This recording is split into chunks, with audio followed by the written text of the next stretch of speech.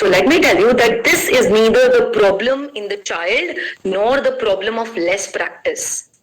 The problem is that your students did not understand the concept, plain and simple. Then how do you make your kids understand the concept? They need to see the math. At that young age of 9 years, they can't be just playing with numbers. It is very difficult for them. They need to know, they need to see what is 1 by 3 or 1 by 4. Mind you, abstraction fully develops in children only by the age of 18, when they are able to well comprehend the numbers. Let me ask you a very simple question. What is doce, minos, diez? Write your answers in the chat box.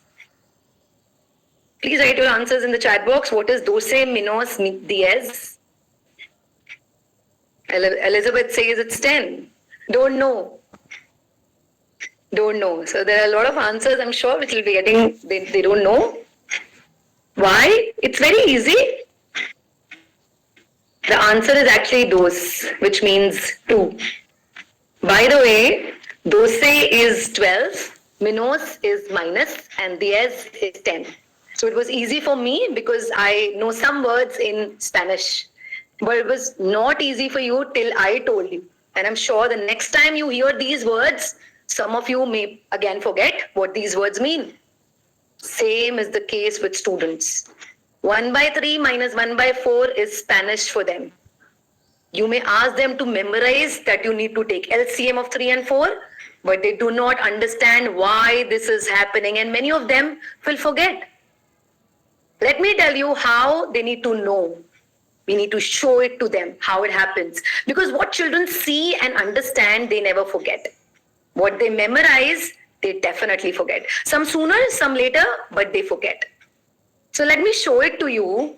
What is this 1 by 3 minus 1 by 4? So if you can just see my screen, it is, if you take the strip, this is say 1. 1 by 3 is 1/3. So you take 3 parts, right? 3 parts of the strip, and one of it is 1/3. So this is 1/3. You need to show it to the students. If this is 1/3 of the same strip, this would be 1/4. So you do 4 parts and take one of the 4th part, which is 1/4. This is 1/4. So this is 1 by 3 and this is 1 by 4. And what is 1 by 3 minus 1 by 4? So this, if you just keep your 1/4 on this 1/3, this is the extra part. So this is the difference of 1 by 3 and 1 by 4, this small piece. Now, if you compare this small piece with the one which we have taken initially, it will give you 12 such parts. So that means for the whole strip, for the whole one, you're doing 12 parts, and this is just 1/12 of it. So 1 by 3 minus 1 by 4 is 1 by 12. And if you do it this way, you show it to your students using paper strips. Why paper? Because this is just available with everybody of us. Not only would they enjoy the process of learning, they would also be eager to learn more. And that is the route to become self-learners. So I've been really bad-mouthing math education non-stop. But tell me, I'm just telling it to you, that math as a skill is very, very important. Every child in the world needs it, which makes teaching of new math a humongous business opportunity. Would you want to tap into this golden opportunity? The chat box is open for you.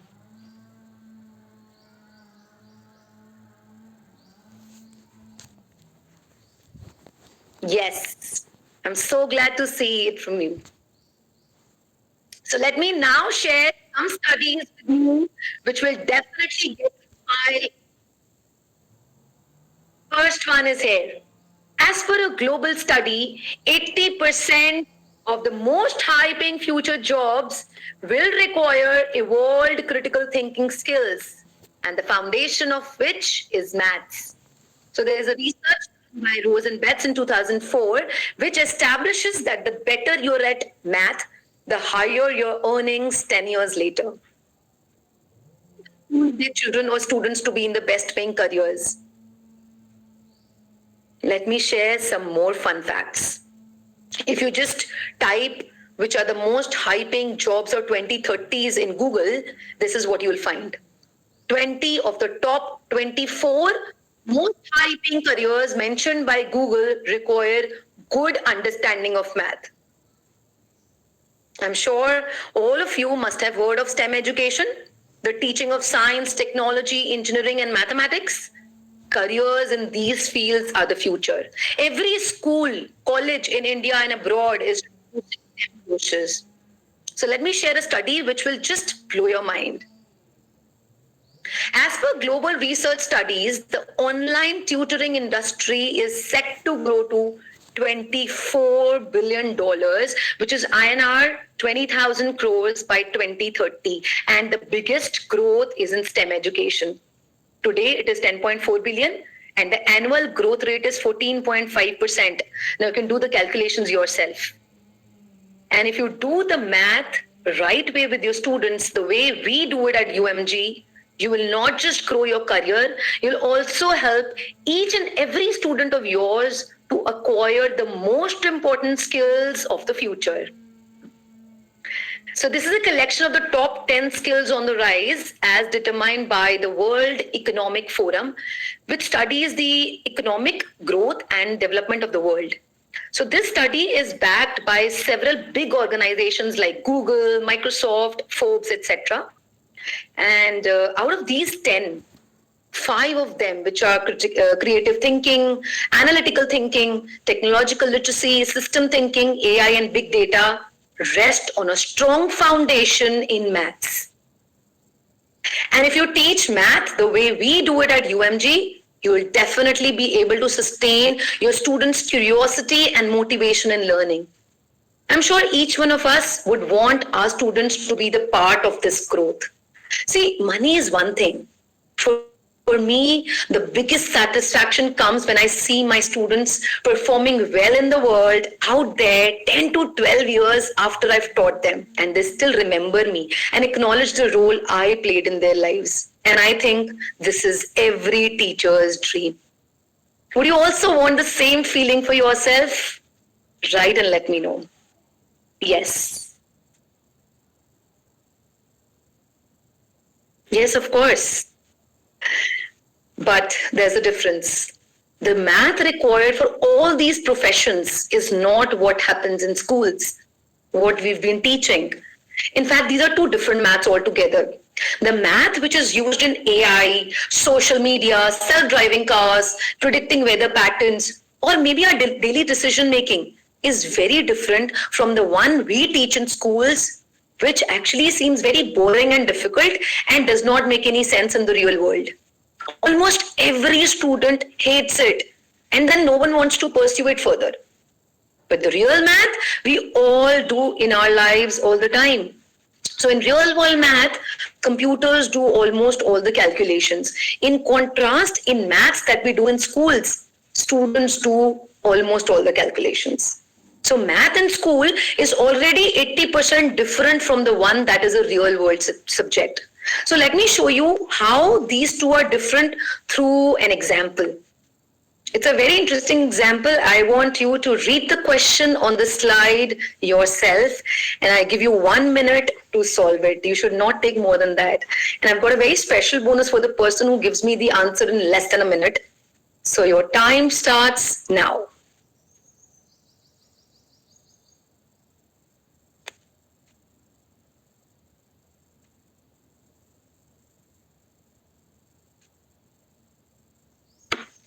I hope everybody is able to understand the question, well comprehended. Okay, Amit says it's 14. 80.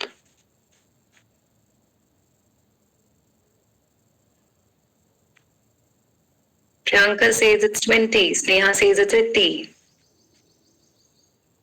Monisha says it's 80. 160 maybe? Repeat the, okay, you can please read the question from the slide itself. It's 160, 80, 80. Okay, okay. Stop. Now, my question is, if you give a question like this to your students, I want to know in the chat box the reaction and the looks you can get from them. Please write it in the chat box. If you give such a question to the students, what reactions would you get?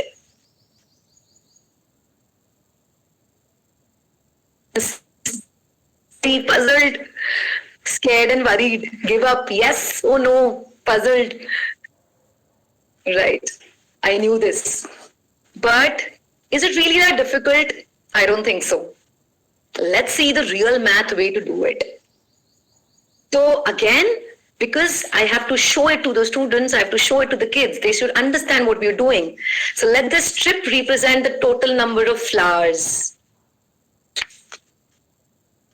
And if I take half, I give half at the first temple.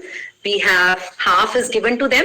So I just take away this half and give it at the first temple. These are the flowers which are left with the lady. Again, half is given at the second temple. So half of this is given at the second temple. So the lady is left with these many flowers. The half is given at the third temple. So again, half of what I have will be given to the third temple. So this is what I'm left with. Then half is given at the fourth temple. So half of it given at the fourth temple, and this is what I'm left with. So this is actually 5. Let them figure out on their own how many 5s do you need to make this whole. So you need actually 16 such 5s to make it a whole. Now this is the critical concept. If we know a part, then how much is the full? And if you just replace it, actually 80 flowers is the correct answer. If we just replace the multiplication by, off by the multiplication, this is half of half of half of half of the total is 5. So this is what you're supposed to do with the students, because they should be able to see it instead of just giving them the equation that, the equation which I just stated. I'm sure you all are teaching in the best way. That may get good marks for your students, but I'm sure this will not help them in real life. Let me tell you why. The whole focus is on calculations. We assess the level of difficulty of questions based on how difficult the calculation is and not based on the complexity of the concept. So according to the current math, a question like 20 crore 75 divided by 38 is more difficult than 2000 divided by 38. However, to me, both are same today. When we all have calculators on mobile phones, calculator take the same time in calculating 20 crore 75 divided by 38 or 2000 by 38. Okay, so how many of you have heard about the Zepto, the 10-minute grocery delivery app? How many of you have heard of it? Yes. Yes. Many of you have heard of it. Do you have any idea how old are the founders? They're famously called as the Zepto brothers, by the way. Kaivalya and Adit are. They're just 21 and 22 years old as of today. So they figured out the math to deliver anything in under 10 minutes and still be profitable. So Zepto today is a $5 billion company.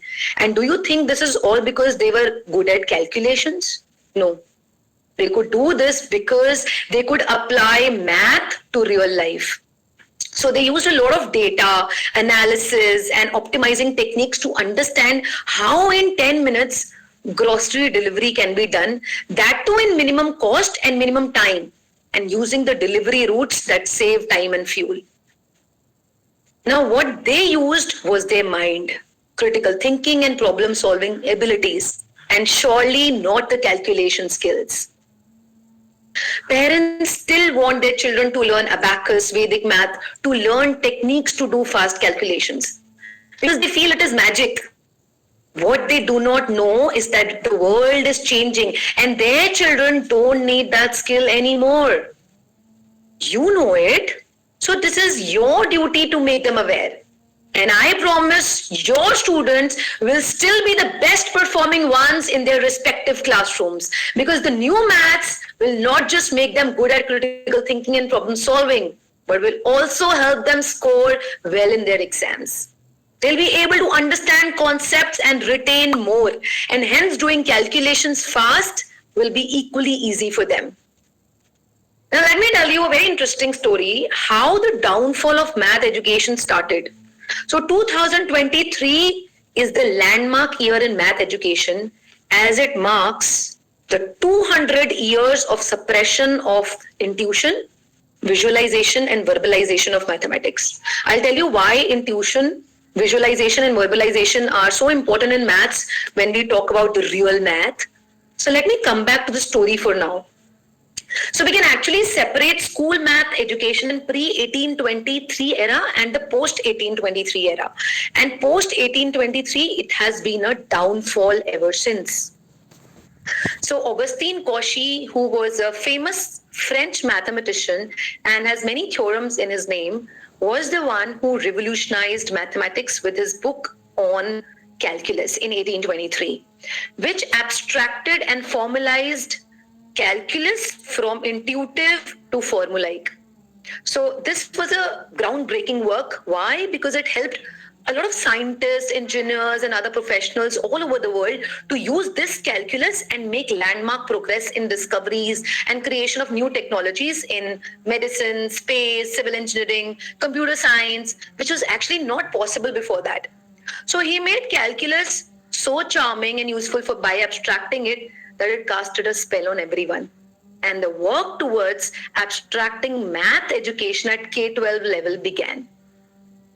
By 1850, the whole school math education was abstracted. And that is when it lost its intuitive and real life connect. Now, the K-12 math is too focused on the so-called answer that we completely ignore the connection of the concepts with real life. Now, what is this real math which I've been talking about all this time? Some of the things I'm going to tell you will blow your mind because they're so simple, so intuitive, but we never ever bothered to understand because no one taught us the real math. We also did math the same way we are doing with our students now. So I personally like the simplicity of the definition of math in the draft of National Education Policy 2019. And it defines mathematics as being composed of the following 5 dimensions. Now, which are, they are counting and measurement, arithmetic, mathematics, reasoning, and problem solving. Now, let me take these one by one and explain you what this is. The first dimension is counting, and we all know it is the foundation of all mathematics. The whole of mathematics has come out of the need to count. We do addition, subtraction, multiplication, division, log, exponent, all of this just to count things faster. Yes, you heard me right. Even log and exponent are methods to just count things faster. Arithmetic is the idea and application of the 4 fundamental operations, which is addition, subtraction, multiplication, and division on numbers. So, by the way, there are so many gaps in teaching of arithmetic that you'll be surprised to know. For example, how the quotient 4 in 12 by 3 differs from the quotient 4 in 16 by 4. I'm sure 99% of us do not know the difference between the two. If you know, write it in the chat box.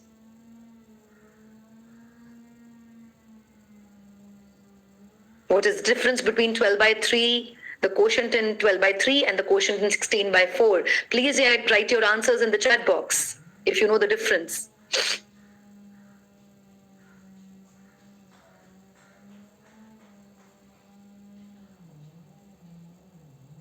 Anyone who knows it? Denominators and numerators are different. The size, they're different. 12 is divided in 3 parts. 3 is added 4 times to give 12. 1 is divided into 3 parts. Okay. Now read 12 by 3 as how many 3s in 12? For example, if we have 12 pens and we want to give 3 pens to some children, then how many children will be getting 3 pens each? Read 12 by 3 as how many 3s in 12? Yes, 4 children. So visually, it is 4 groups of 3 pens in this case. And in 16 by 4, it is 4 groups of 4 pens. So now you see the difference between 12 by 3 and 16 by 4. So in 12 by 3, it is 4 of 3, and 16 by 4, it is 4 of 4. But no one ever told us this. And that is why we also never tell this to our students. Don't you think if we tell this to students, every child will be able to do this?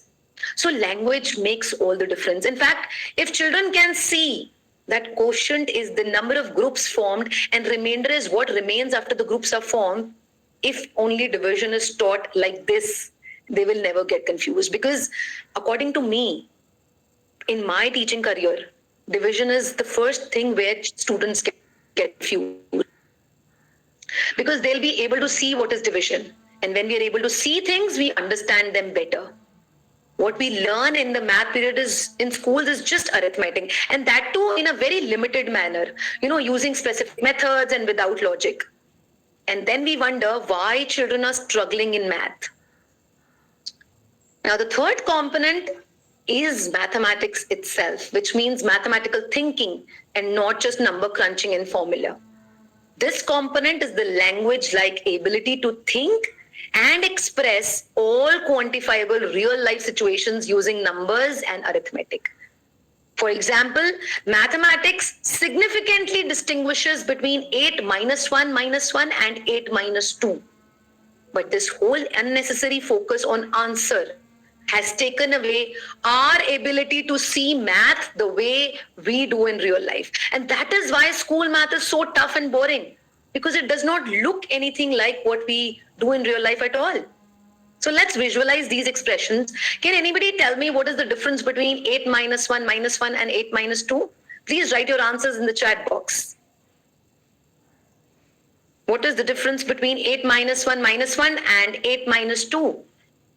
3 terms and 2 terms.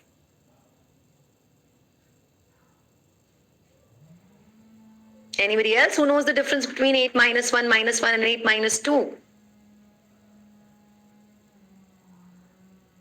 2 times subtraction, 1 time subtraction. Okay, let's visualize it. 8 minus 1 is a real life situation when you have 8 pens and you give 1 to, say, suppose Rahul, and 1 to Ananya. And 8 minus 2 is you have 8 pens and you give both to Rahul. Very different from the previous scenario, right? But we don't teach this to students because we don't even try visualizing the math. And then we say that math is nowhere used in real life. And for the same reason, we find so many 5 and 6-year-olds struggling with math. Research says that children begin to develop the ability to think abstractly only around the age of 7 to 11 years. And in the next stage, from 11 to adolescence, this ability fully develops. If you remember the study I shared earlier, that 90% grade 7 children are weak in math, the problem does not start in 7th. It starts right at the kindergarten stage because we abstract math too early for them. So this bridge between visualization and abstraction is extremely crucial and has to be filled in properly and with utmost care, because we are the ones who are shaping the future of this country. The onus lies on us. Math is so logical and hierarchical that the next statement or expression can be easily figured out if we know the previous step. So by the way, how do you solve any problem in everyday life? How do you solve it? You break it into smaller parts, try to connect things and make logical choices. This is the ability which you acquire with powerful reasoning skills, which is the 4th component in the definition of real math. And the last dimension of mathematics is problem solving. The ability to use the set of tools and resources of maths to define and solve any given real world problem. For example, figuring out the dimension of the paper you need to buy to cover this book. What would be the length and breadth of the paper needed? So if this book is, say, suppose 9 inches by 6 inches, so the breadth of the paper should be a little more than 6 plus the thickness of the book. in inches, and of course, and the length would be a little more than 9 inches, say an inch more on both sides. So to be able to figure that out is the skill which you get from understanding and learning the real math. How to ensure that every child succeeds. So if you just take care of two things I'm going to tell you now, your students' lives will change. They'll be able to learn math so easily that even you will be surprised. Why I'm saying this so confidently is because I have seen this with so many children myself, including two of my own, whom we don't send them to any regular school because we don't want to do the kind of education with them as I just talked about till now. So my 12-year-old daughter has now started going to school as she will be appearing for her IGCSE grade 10 exams. Though she hasn't done math the way it happens in school, but she's performing exceptionally well in math in her class. Even her teacher is so surprised with her math skills. And my son, he's 8-year-old, is able to do math of even grade 8. So almost a year back, while I was going to drop him for his tennis coaching, I asked him if the distance from our house to your coaching class is, say, 5 kilometers, and we need to reach in 10 minutes. With what speed should I drive the car? So he thought for a moment and then said that it is very difficult to tell, as there can be a lot of traffic on the road, or there can be red lights also. So these are the kind of questions or observations I wish that every child make, because this is what is critical thinking, asking the right questions. Today, every student just assumes and answers with average speed because we shut them down at the first place, and then they feel shy to ask any question to us. Now, you tell me, can a car run at the same speed for long? It can't. And we just talk about same speed all the time. Okay, coming back to the question, I applied the condition and told him to find the speed if there is no traffic and no red light and we're traveling at a constant speed. Again, after some time, he said if we can cover 1 kilometer in 2 minutes, then we can cover 5 kilometer in 10 minutes, and we'll cover 30 kilometer in 60 minutes, which is 1 hour. And so you need to drive at the speed of 30 kilometer per hour. So without knowing the formula for speed, distance, and time, just by some visualization, he could express it. And he does all this by pure logic. Yesterday also we were sitting and doing statistics, and he was able to understand what mean, median, mode is. And let me tell you, he is not even one bit special than any other child, and any child can do this. This is the potential all children possess. As many of the kids I've taught have been able to do that. Can you tell me how he or all other students, small and big, all have been able to do it? Write your answers in the chat box.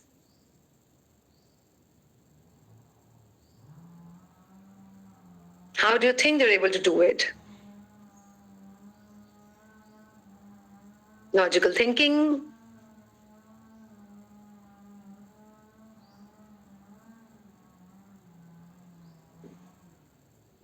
They're aware of the concepts. Okay, let me tell you why. Because I ensure that they do not memorize any formula, but they're able to see, understand, and express maths. Because if they're not understanding, then they're not doing the real math. Math is so logical that if you can see and understand what needs to be done, any student, whatever class, will be able to do that. For example, if you ask a small child, what is 3 into 2? He or she will not understand. But if you ask that if you give 2 toffees to each of your 3 friends, how many toffees are there in total? Every child will be able to do that, because that is just counting. So this expression 3 into 2 reminds me of an interesting question which I want to ask you. Is there any difference between 3 into 4 and 4 into 3, or are they same? Please write your answers in the chat box.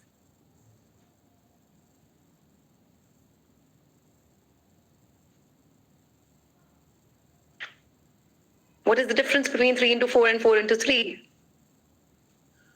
They're different. 3 times 4 things. 4 times, okay. So 4 sets of 3 pens is 4 into 3, 4 times, because what we know is multiplication is the first is the multiplier and the second is the multiplicand. So multiplier has to be a number. So 4 sets of 3 pens is 4 into 3 and 3 sets of 4 pens is 3 into 4. So, when the student does not understand this concept, what are the problems they face later in math of higher classes? They have difficulty understanding matrices, arrays, and then they're not able to apply math to real life. So now let me tell you how you can create more Zepto brothers. Only if you help children see math and help them express real life situations mathematically would you be making a difference in their lives. So the most important things are, the first is visualization. If you're able to develop this skill early in students, it will only lay a strong foundation for deeper understanding in later stages. So when students can see the solutions, they understand. They understand them better and feel more confident about math. We've already seen so many examples of how visualization is so effective. Let me now come to the second skill, which is verbalization, where you express any mathematical expression using spoken or written language. For example, what is 8 by 1 by 2? So I have a question for you. Please write your solution in the chat box. And I would also want you to explain the logic behind finding out the solution to it. It's 16. What is the logic behind 16? Please write your answers in the chat box. I want to understand what is the logic behind 16. How many halves in 8? So you take 2 up, reciprocal of 1 by 2, and you multiply 8 with 2. You get 16, reciprocal. So let me now state the universal definition of division, which will be applicable in every situation, everywhere. Now you can read any division expression A by B, any division expression A by B as how many B's in A. So 8 by half is how many halves in 8. Like how many half apples in 8 apples. So there are 16 half apples. I've asked this to hundreds of people and none of them till now have been able to tell me what the 16 is. How can something divided in parts can become more than the whole? So 16 is not correct. It is 16 half apples. The whole always remains the same. It just got divided in halves. So it is 16 halves and not 16. And you can apply this definition to 5 by 2, 200 by 400 or any other numbers. Let's see if you're able to do the next question using this definition. What is 8 by half, by 4, by 1 by 3, by 6, by 1 by 10? Quickly, the chat box is open for you. Please answer.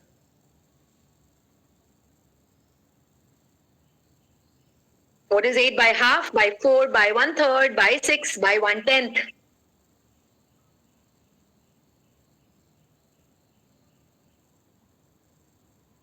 Anyone? 20. 20. Right.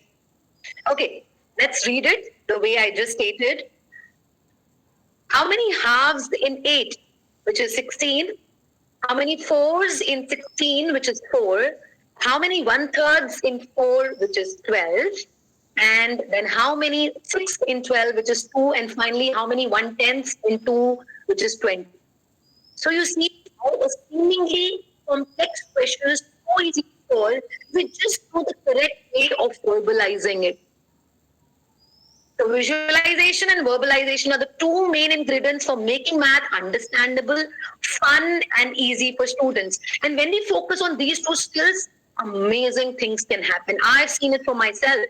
When students see the real life problem in terms of mathematical expressions and can easily explain it in words, they start feeling the connection with the subject. They start enjoying it. They start seeing its usefulness. They stop getting scared of the math, which is taught in schools and what we have been doing all this time. So scoring marks in exam is a cakewalk because math is super easy. They also become professionally successful in life. And I get very happy to see my students doing well in life. And I'm sure same will happen with you also. So I try to give you the maximum possible information in this much time, but yes, it is too less a time to tell you everything. But yes, I will try my best to give you everything in this much time.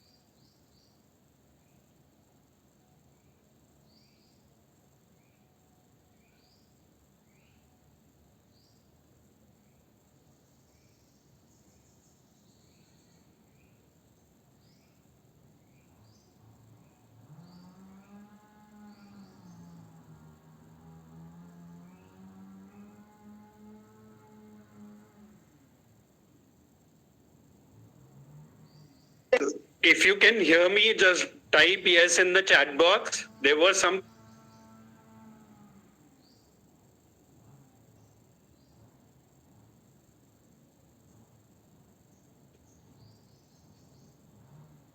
Okay, great. So let me just share my presentation and then we'll move ahead to the digital part, digital marketing part. Give me just 1 minute.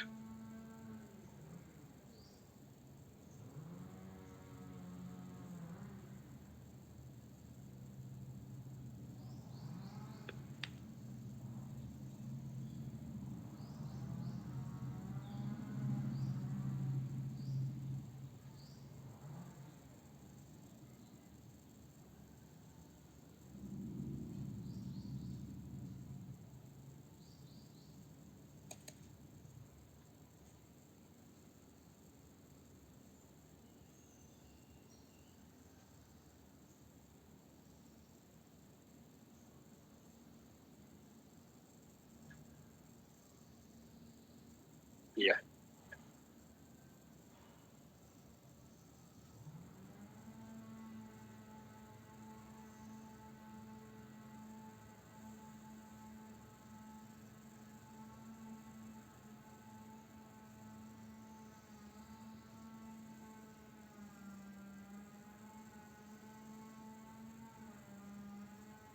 Can you guys see my screen?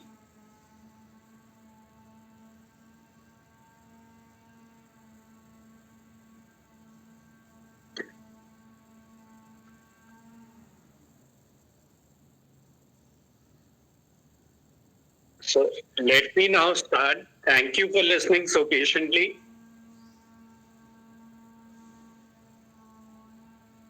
So I just got to know that the last part of Garima was missed. Is it so?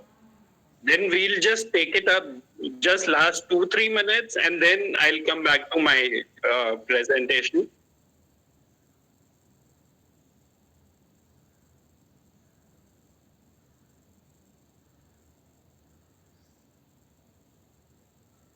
Okay. So let me just hand it over to Garima for the last part.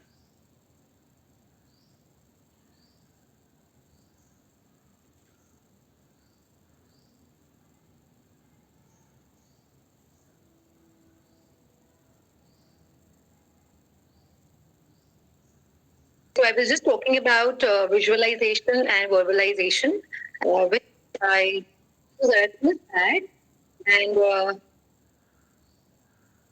I've tried to give you the maximum possible information in this much time. But yes, there's too lesser time to tell you everything. I would really want to see those of you in the longer course who would want to be the top 1% in math coaching, where we help you become a real math expert and a digital entrepreneur who can flourish doing what you love. And mind you, many of you might not get the chance to join the course as we have limited seats, but you need to understand one thing. It is not possible to survive and thrive with the current knowledge. You will see next 2 years the change in education which is going to come. So learn and be ready to tap into the opportunity.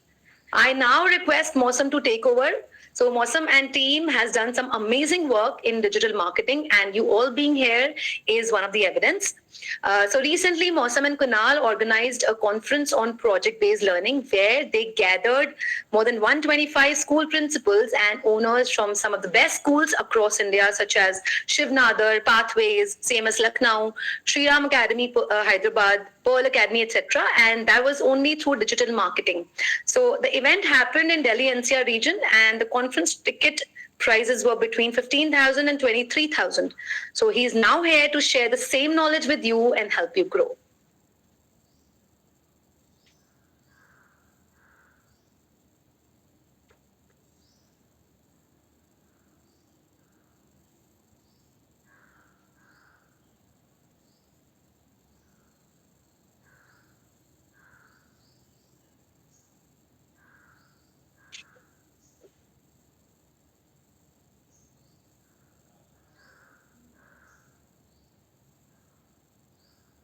Hi everyone.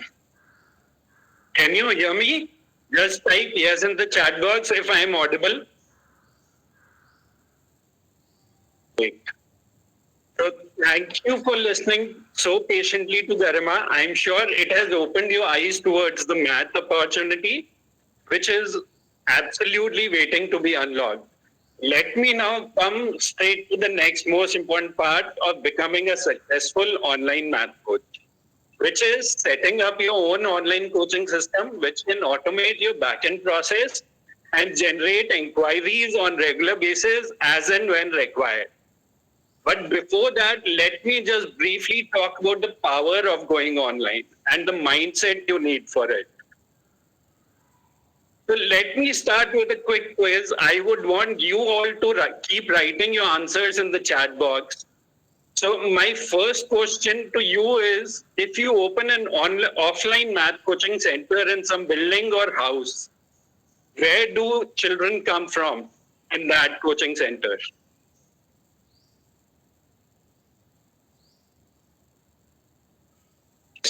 As Rajiv says, Priya says, it's all from neighborhood, nearby areas, 3 to 5 kilometers. Probably, if you are really good, then people might come from 10 kilometers, but not beyond that.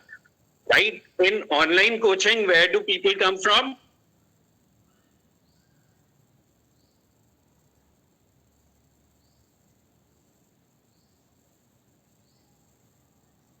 Absolutely. There's no limitation. The whole world is your market. It depends on you where you want to get these students from. You can get them from Delhi, you can get them from Tamil Nadu, you can get them from probably Bangladesh.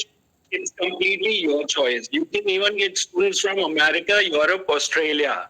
It totally depends on the confidence you have on your expertise and the locations you want to target. My second question is, how much do you charge in the offline mode?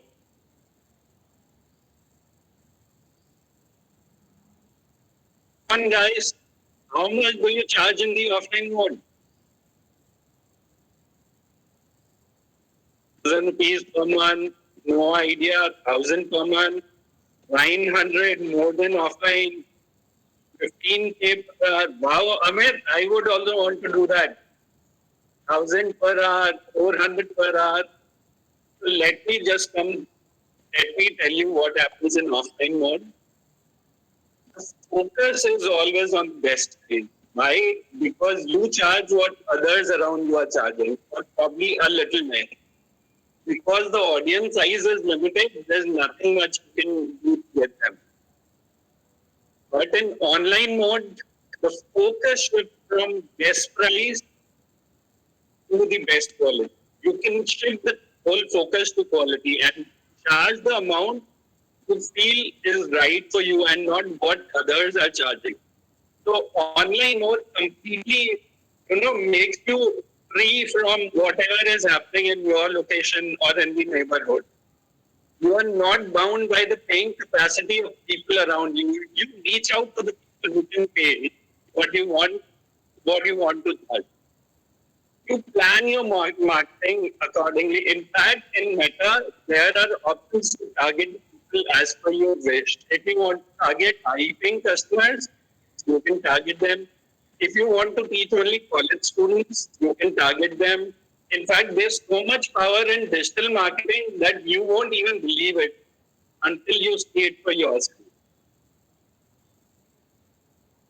Is the voice still breaking?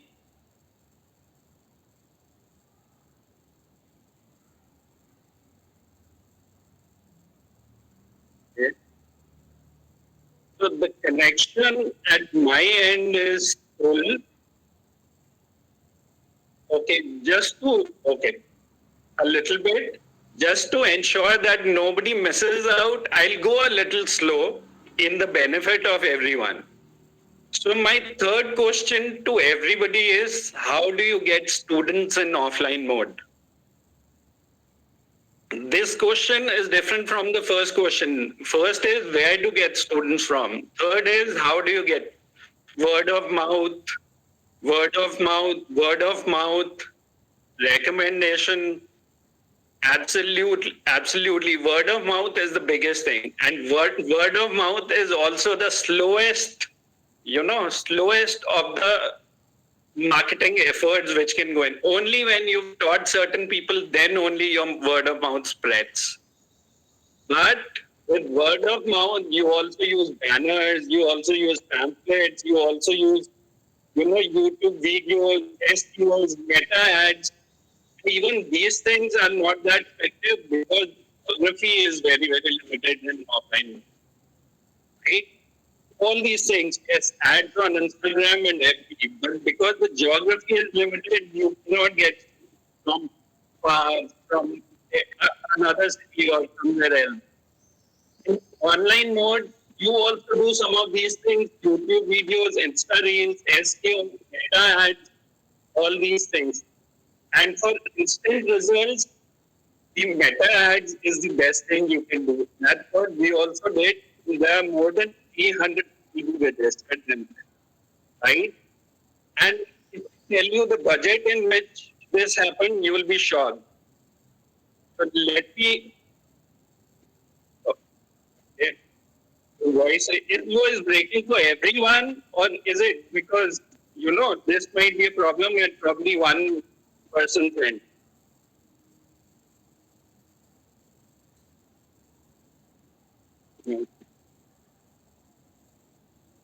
The network is completely fine over here.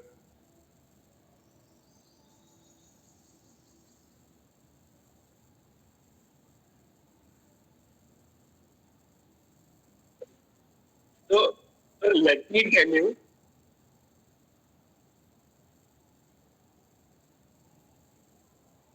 Let me tell you, I understand the problem we all are facing, and sometimes these technical glitches happen. I anyways speak slow, much slower than what Garima does. But let me go a little slow. Even in the case the voice is breaking, you will be able to understand what I'm saying. I'll do that, Amit. I'll speak slowly. Yeah. So what I said that in online mode, you also use some of these things like YouTube videos, Insta Reels, SEO, meta ads. In fact, in online mode, meta ads is the best thing for instant results. It's what we also did.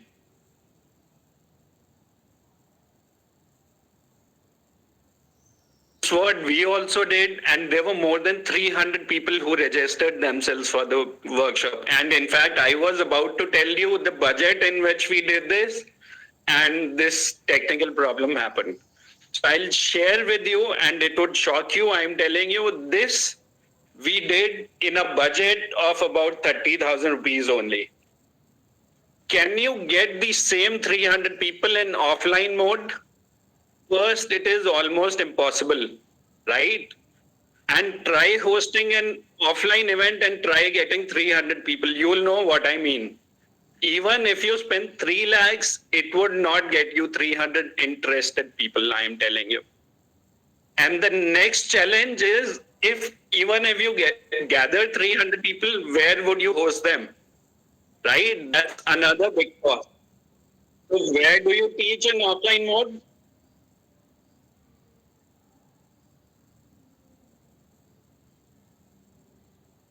Offline mode, I said, Dhruti, at home, yes. So you either hire a space, pay rent, keep staff, and teach students in a group of 5, 10, or 20, or you go to each one's home if you are taking one-on-one classes, or you call children home, right? And there's a lot of waste of time which happens in commuting, right? In online mode, you teach from the comfort of home, on Zoom, on Zoho, on Google Meet. Or if you're more systematic and want to offer assignments, etc., then you teach on some LMS. I'll talk a little bit about LMS also in the end, just like what we do. We use LMS to teach our courses. Also, if you work, you can even teach in evenings or even at night. Right? You can teach people sitting in US and UK. If you're working in daytime, you can teach them at night. Right? There's no limitation of time. There's no limitation of geography. There's no limitation of space. My next question: how do you help children revisit concepts? On fast, there's a lot to learn.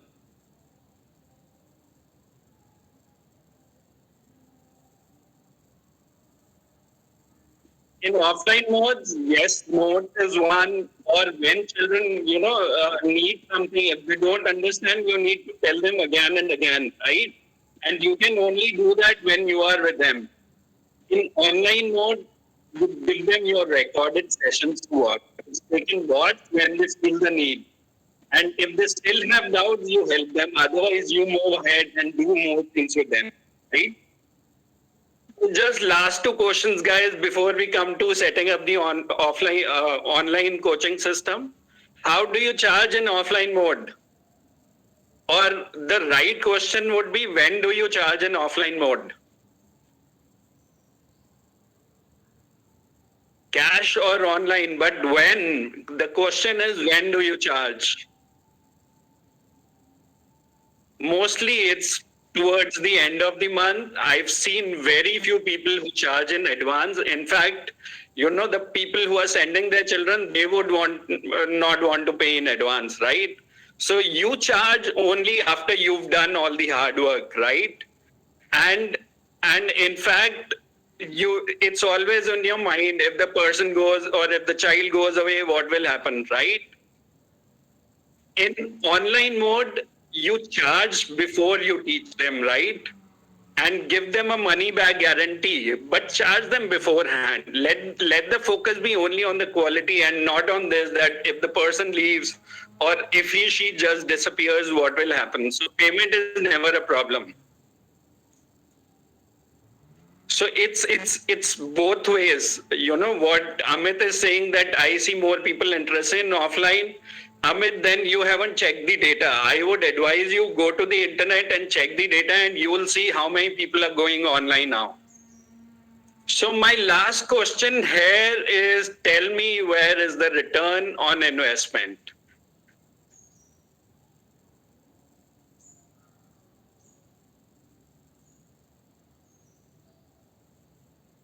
Where is the return on investment, where there is a greater chance of getting the right return on your investment of time, on your investment of effort, on your investment of money. Yes, you are right. There are more chances that you will get the right return on your investment of your time, your money, and your effort online rather than offline. Online system offers you a space where investment is low. You mostly have to invest on building systems and not on maintenance, on rents, on expensive banners or offline marketing, all those things, right? So now we understand the power of going online. Let me come to the main part, which is building your own online coaching system. And if you just do the steps I'm going to tell you in next 30 minutes or so, you will be able to set up your own online coaching system, generate inquiries, and get students. And mind you, what I'm going to tell you is all of this you can do on your own. And then it is in your hands to decide how many students you want to teach, because getting students will not be a problem. And depending on your bandwidth and choice of how many students you want to teach, how many classes you want to take, you can easily start earning anywhere between 50,000 to 2 lakhs per month, or even more than that. It all depends on your availability, your planning, and entrepreneurial skills. Let me just do the calculations for you. A lot of people wrote here that they charge 1,000 per class or 1,500 per class. But let me take a basic minimum average of 500 per child per hour. And you take 3 classes per week with them. So in all, 12 classes per week, per month, which is 6,000 rupees per month per child. So if you do the math and tell me how many children or how many students would you need to make 50,000 per month?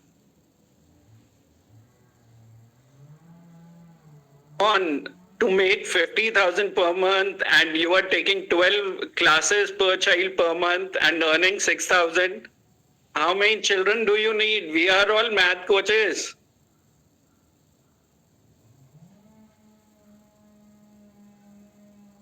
I don't see any answers. 9.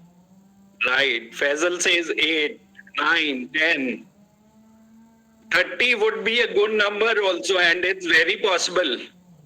So yes, and getting 8 or 9 students is not difficult at all. Even 300 students is not a problem. You just need to know how to do the digital marketing correctly. And the combination of math we teach and the digital marketing, if used correctly, is so powerful that, listen to me what I'm going to say now. The combination is so powerful that you can charge much more per class, per student, help them understand concepts and make them independent. And instead of depending on few students for your monthly earnings and worrying that they don't leave you, you tell them that now you are capable enough to handle any level of complexity and you don't need me. And go on helping many more students. So now you operate from the place of confidence, authority, and abundance, and not from the place of fear. Please understand this mind shift which happens. And this is a very, very important mind shift, I tell you. And I would really want to know who all would want to do that. Please write in the chat box if you would want to shift that mindset. You know, rather than teaching few students, teach a large number and make an impact. Right. So let me now come to the first part of building online coaching system. The first point is, the first step is to identify your target markets. In offline, you can probably be the jack of all trades or jack of all classes and the master of none, and you can still get students because there are only limited coaches available here. In online, this is not the case. So your expertise matter. And how do you build that expertise? By choosing your very specific market. You will get more students if you call yourself a math coach for middle grades, say grade 6 to 8th, and only teach those grades. Then if you state that I can teach any math class. In online, understand expertise is very specific. If you understand how people search on internet, you will understand this. A parent searching for a tuition or a math coach for his child would always write math tutor for 6th class and won't just write math tutor. So if you call yourself a math tutor for 6th to 8th grades, there are more chances that they'll find you. Right? So niche, the target market is very important. Let me now mention some of the niches which you can have. So it can be, grade wise, KG to 2, 3 to 5, grade 6 to 8, grades 9 to 10, or grades 11 to 12. It can be board wise. You can probably teach IB, PYP students, IB board, middle grade students, which is called middle years program, or IB diploma program, certificate program, or it can be subject wise. It totally depends on what you want to build your expertise in. And mind you, there's not even one bit doubt that you will get students from each of these niches in abundance. I've marked KG to 2 in gray because I don't encourage people teaching such young children online. In fact, they learn so much better offline that they shouldn't be, they shouldn't be taught online. So let me come to the second important part. The second step of your online coaching system is plan your offer. Once you have identified your target market, plan your offer accordingly. The offer means, would you want to offer one-on-one coaching or group coaching? Would you also want to offer some add-ons like customized worksheets, recordings of the sessions, monthly diagnostic tests? If you are probably doing one-on-one coaching, then you may offer weekly group doubt clearing sessions where you can take all these students together and clear doubts. You can also offer monthly reports to parents. The idea is, the better planned your package, the more attractive your offer would be, and you can charge a better fee for the same. Basically, you need to build and communicate your USP very, very clearly in the online world. In short, let me tell you on one page, and this is the most important slide for you. Please take the screenshots of this slide. On one page, you need to define for yourself who is it for, who is your math coaching for, who is the target market, what are the grave problems they face. Is it, children are falling in grades, or they are fearful of mathematics, or probably the concept is too complicated, or it can be anything else. So you need to communicate the problems, which are very common problems at that age group, and then you offer the solution to those problems. That is the offer part, which we discussed in the last slide. Then you also think and plan in advance how much cost do you charge for the same and how many people can join. Remember, this is the most important document you will create for yourself, because all your communication on your website, landing page, reels, ads will depend on this document, what I've just shared with you. Monica, Sumi, I know you are asking some questions, but we'll take up the questions at the end. It just breaks my flow. If there's some questions which are related, I'll take them up. Otherwise, I'll take them at the end. So third is building your online presence. Once you have decided your target market and planned your offering, what is the next thing to do? It's building your online presence. Now is the time to build your online presence, as now you know clearly what you want to tell the world. And for building the online presence, what do you need? Either a website or a landing page. Can you tell me who all already have a website of theirs? Write in the chat box. So Pradeep has his website. He has a website. Hari Prasad has the website. I'm sure there would be some of you who have the website, but yes, like Vidya says, it's in process. Many of you might not have the website or a landing page.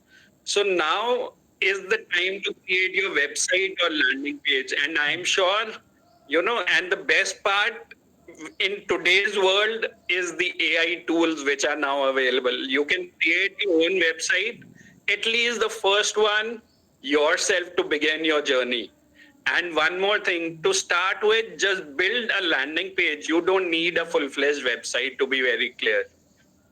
So let me tell you what the landing page is. When you saw our ad on FB or Instagram and clicked on the link and the page you came to, that was the landing page. We have a complete full-fledged website also, but the page you came on, that was the landing page. And landing page is very focused and directly talks about your current offerings.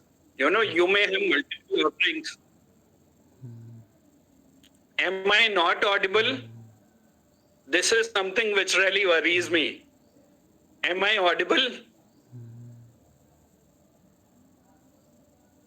Okay, great. So landing page is very focused and directly talks about your current offering. So let me tell you, what all do you need for a landing page? First of all, you need a domain name. Domain name is the name of your business. It's like if you open an offline business, what would you call your coaching center? So for us, it's uncovermathgenius.com. You can take whatever. It can be on your name, or it can be on, some general name which you really like. So it just has to be available on the internet, that domain name. And another thing which you need here is the hosting space. Hosting space is like the space. In offline world, you rent a space. In online world, you take the hosting space. So then once you have the hosting space and your domain, these two things you can buy from many websites like GoDaddy, HostGator, Namecheap. Hostinger today is offering the best deals because it's a new player in the market. They are offering very lucrative deals. I would suggest go on Hostinger and buy your domain name and the websites, the hosting space. Once you get the domain name and hosting space, you can install WordPress and create your own website just by dragging and dropping elements. It is that easy. You can also use Systeme, but in long run, WordPress is always better. That is why I marked that in purple.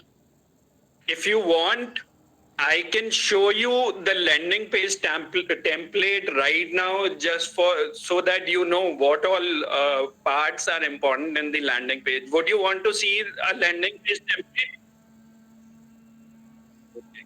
Great. Then just give me a second. I'll have to stop my screen share and reshare with the landing page. So I'll take just a moment.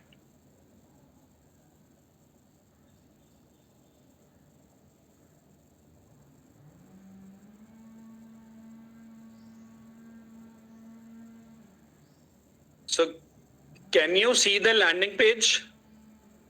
Guys, I will not be able to see the chat right now. I'll just go and explain how the landing page looks.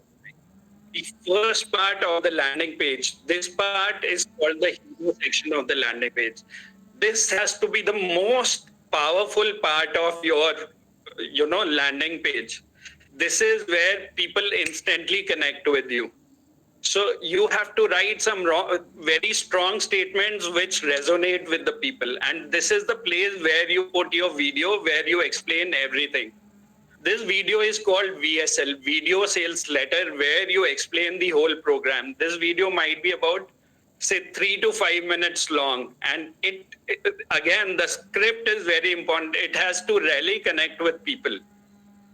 Then the second part is where you talk about the problems, why math struggle exists, why do so many students struggle in math. So this is the part where you talk about problems. Then you talk about your approach. What do you do to, uh, to alleviate those problems, to finish those problems? It's about, you offer personalized, probably learning paths, you offer conceptual understanding, you offer interactive learning, you offer real world applications. Then you offer the testimonials.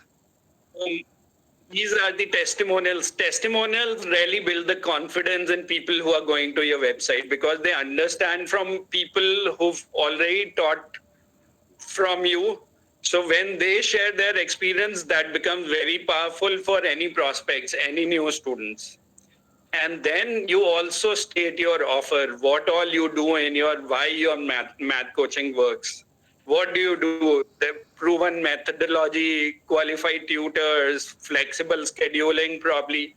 So this, I'm talking about the structure. You will have probably, in fact, you need to sit very quietly and give yourself a day's time to figure out the content for each and every section, because only if you do that, your communication will be very, very clear. And only if the communication is clear, people come to you. Nobody comes to a confused person at all. Then you also offer you also state the special offers you have. So it's like, sign up today and get 20% off on your first month of personalized math coaching. So this is the special offer which you give them.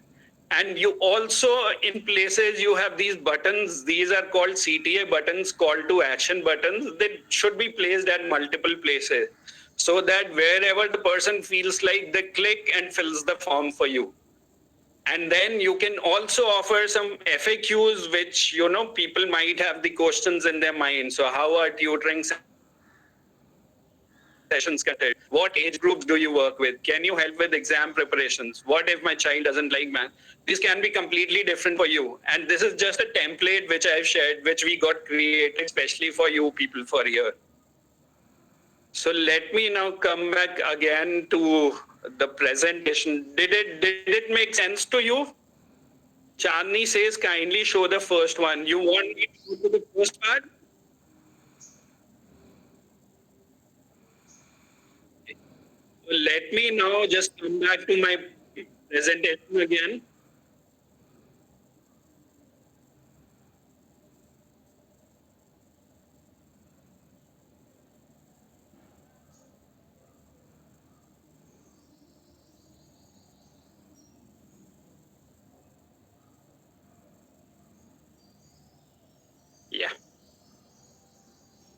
So Chandni, we can probably come back to it later on. There's so much to tell and so little time. I'll have to go ahead. I'm really sorry for this, but you can always come to the next webinar. So then the fourth part is building online coaching system where creating engaging social media posts. Now, once you have set up your website or the landing page, the task is to bring your target audience to the landing page. Just like you bring your customers to your shop in offline mode, similarly, you bring your customers or prospects to your website. For that, you need to set up your Instagram account, your FB account, your YouTube, probably LinkedIn, and post content regularly. Let me talk about Instagram handle a little more, as this is the most viewed platform nowadays by students and parents of school going children. So the ideal situation to grow your Instagram page is by posting, please note it down, by posting 3 reels and 2 posts per week at the same time and the same day. For example, if you're posting Monday to Friday, please post on Monday to Friday every week. That's how the Insta algorithm works. If you are irregular with your posts or times, it will be very difficult to grow your Instagram handle.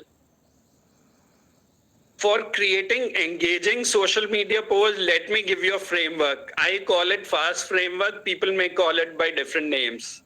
So the first part of creating engaging social media posts is hook. Hook is where you hook your audience.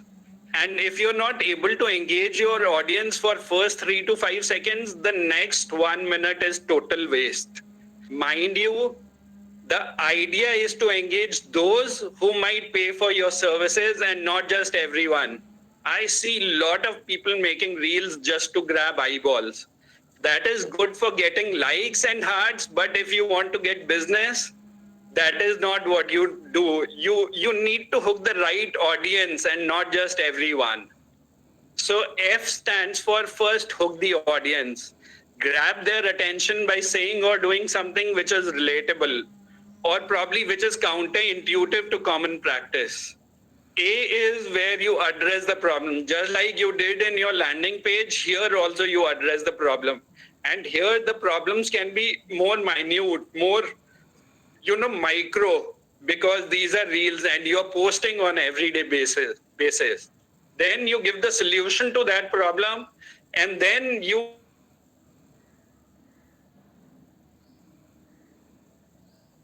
inspire them to take action. So before I go ahead, I would want every one of you to write one hook for ourselves.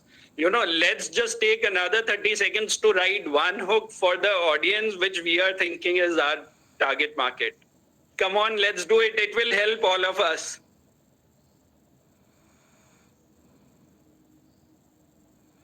Come on, one hook.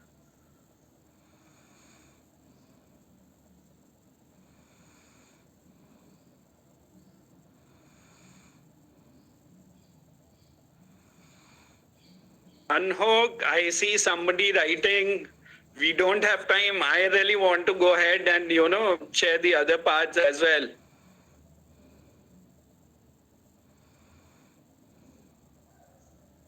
Okay, let me share some. Amit says, are you struggling for a good score? Amit, that is correct. I want the math part to come in first 3 words itself. Because if you say it like this, it becomes general, and the attention span of people is very, very low nowadays.